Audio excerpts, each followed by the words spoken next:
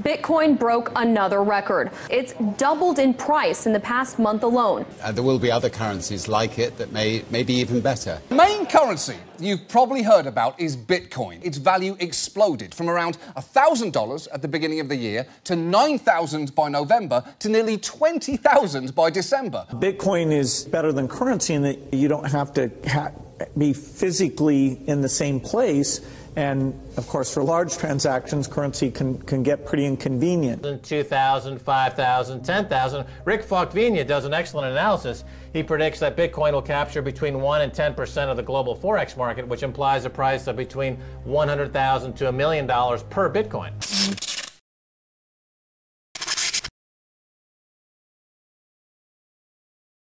What's up, crypto junkies? It's Jay, and welcome to another video. In this video, we're going to be talking about the markets and just overall what's happening with the mass adoption of cryptocurrency, predominantly Bitcoin, okay?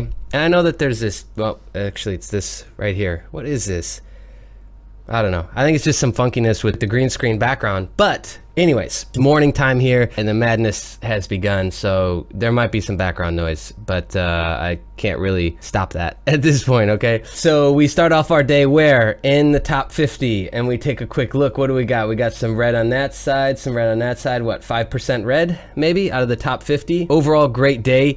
There's so much bullish prediction out there on Bitcoin right now. Between the 9,500 to 11,200 to 11,500 range, just pretty clear, right? 10,000 will be a big hurdle though. There will be resistance points along the way, but there's something that's been kind of secretly going on. I think a lot of people assume this was going on, but we're starting to get more and more confirmation every single day. So I come in here, we check out what the top 50 is doing, then we check out the latest on the news feed, okay? This is pretty much the way that I start my day. It's a really easy way to start the day. We got Reddit co-founder predicting 15,000 on Ethereum. Some analysis. What is this done? Cointelegraph. Okay, so I don't know who does the analysis here. Brave New Coins, I know who does some of the analysis there, and I like the analysis that they do, but some of this is a little older. This was there yesterday. We've got some funky stuff going on with banks still not fully accepting the fact that you're funding a Coinbase account or a Gemini account. We still got situations and stories popping up everywhere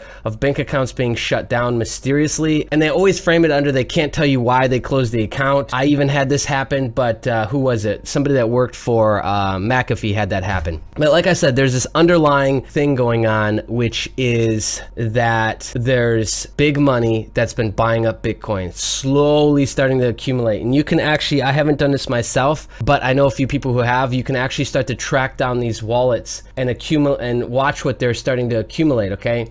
We'll come back to the Telegram story in just a second. New York Times article just hit this morning. Goldman Sachs to open a Bitcoin trading operation. Big banks, big operations like Goldman Sachs are already accumulating. They've already got these, let's call them backdoor teams. And even, I think a lot of these funds that are coming out, they're just pseudo funds. And they're actually run and managed by bigger operations like a Goldman Sachs. And I know that's like, I'm not trying to make an accusation. I'm just trying to think logically. Like if it was me, I was involved in this, of course you would be trying to come out into public and say Bitcoin's the worst thing to happen since the tulip mania, and then privately you would just be going and accumulating that, right? Like we can't put that behavior past these bankers because there's a lot of that the banks get away with, right? And there's a lot of stuff that the bankers get away with.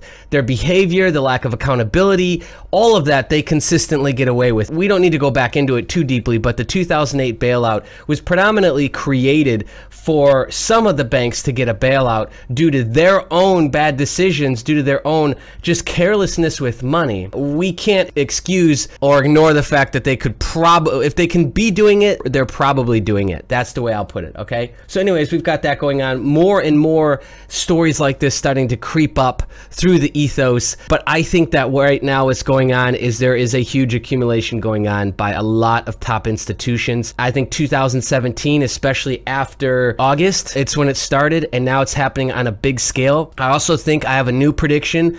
If I were to put on my Nostradamus hat for a second, I think 2018 will be the worst year for market manipulation that we've seen yet. Also too, if you remember what I've been saying, is I think 2018 will really be a year for some altcoins to pick an identity, and I think it's important for altcoins that want to be around to pick an identity in 2018 and really start to break away from just being paired to BTC, right? And BTC's actions, and then also literally being paired at whatever Satoshi mark, right? So we've got that going on. That's really like the big thing that I want people to start to recognize, is that this stuff is happening. Even though we have people like, I don't even know how to pronounce this guy's name, but hearing him, what's concerning is how confident he is in himself. I'll take that back. I don't even know how to pronounce this guy's name, but he's basically one of the biggest opponents to crypto. He just says a lot of the same over and over again. He thinks it's worse than the tulip bubble. He thinks it's garbage. He thinks blockchain's garbage. The whole thing's a joke. But what you hear in his voice is not confidence, it's arrogance. That's the difference. When you have somebody who's so glued to like an idea and they believe in themselves, it sounds very, very different than how this guy sounds, whatever his name is. I don't even care. What I hear out of his voice is arrogance, meaning that like he's so quick to dismiss anything and everything around it and compare it to all these big catastrophes, is not because he knows something we don't. It's not because he's got some insider intel. It's more framed around an underlying fear. And so what that's driving is this posturing. You can see it in his eyes, you can hear it in his voice, with how he says things, the way he says things, to me anyways, is things that he's saying isn't coming from a place of confidence. That's what I get out of it anyways. But anyways, I don't know why this was put at the top, but basically there's a cryptocurrency panel held at the Milken Institute Global Conference. I don't know what the hell this was, but it was more like a brawl, and there was people going back and forth, but it was high level people. So the point of this article, and I think they show this to talk about this guy, but there was a global conference that was happening at the Milken Institute, and there was a verbal crypto brawl that basically ensued. So this guy said, hey, decentralization is bullshit. Somebody else, this Alex, proclaimed, hey, everything you just said is irrelevant. I don't even know where to begin. Chimed in Bill whatever from the CIA. I'm horrible at pronouncing names. You guys know that. I don't even try at this point. He worked in cryptography for the CIA. It just turned into like a verbal fest, essentially. I want to see video on this because I think it would be really, really good to see. But here's what's interesting about this. We have high-level debates, irrationally passionate conversations going on at the highest level. The next thing would be if we saw, you know, the president and some governing body getting in an argument over the threat that cryptocurrency poses or the seriousness of cryptocurrency. That would be like the all-time high, most ridiculous thing that we could see and witness. But we're seeing it at like the next level down, which is really high level, intellectual people, successful people arguing. Like they can't even hold it back. They're so triggered that they're arguing with each other over the topic of cryptocurrency.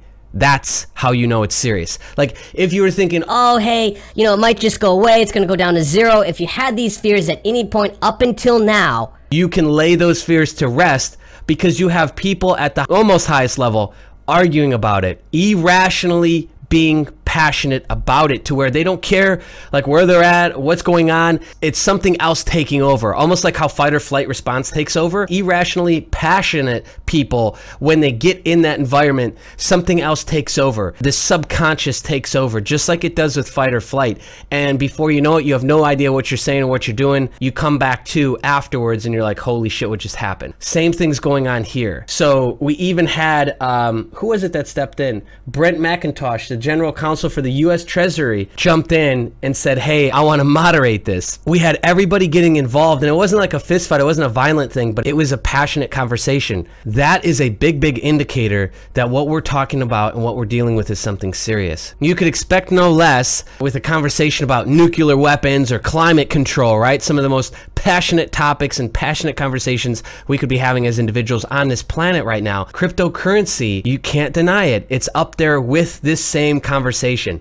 So that I found absolutely fascinating. And then as we continue on this rocky road in cryptocurrency, I already knew this, but now it's publicly being talked about, is the Telegram ICO basically went 100% private. They had already raised $1 billion in private funding when I had heard about this. So now they've raised 1.7 billion. So 0.7 billion additional money they've raised in their private ICO. More and more bigger ICOs and tier 1 ICOs will start to do this because the SEC, I think, is just putting too much pressure. The article is basically saying, hey, maybe, possibly, sort of, kind of, it might be because regulatory bodies. are making it too hard. We know that's true. So even though the article is highly speculative, I don't know how to say this. I got maybe insider intel, and a lot of other people in the space did as well, basically saying like, hey, we're going 100% private and it's because of these things. I'm not mad at all. I know some people have gotten bitter on Twitter about it and, you know, snapping back, but I get it, right? And I want more ICOs to be successful. If this is how they think they can do it,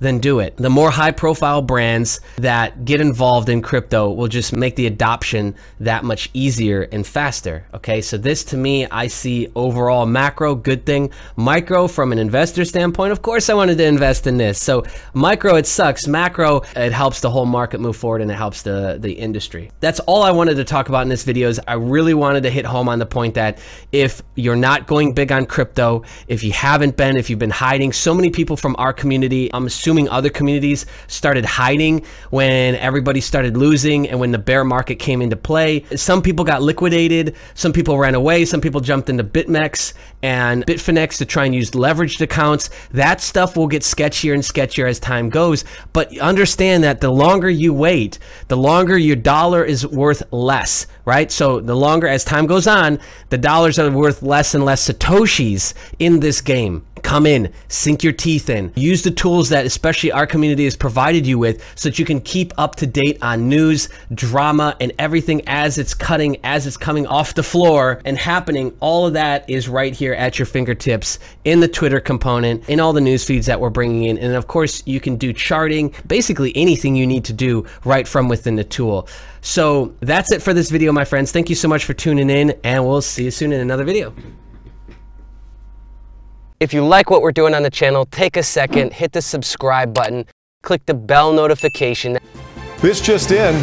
Crypto Junkies is now over 1,000 people. Over 2,500 people. We now have over 3,000 people. 4,600. We have crossed over 5,000 people in our Discord chat community.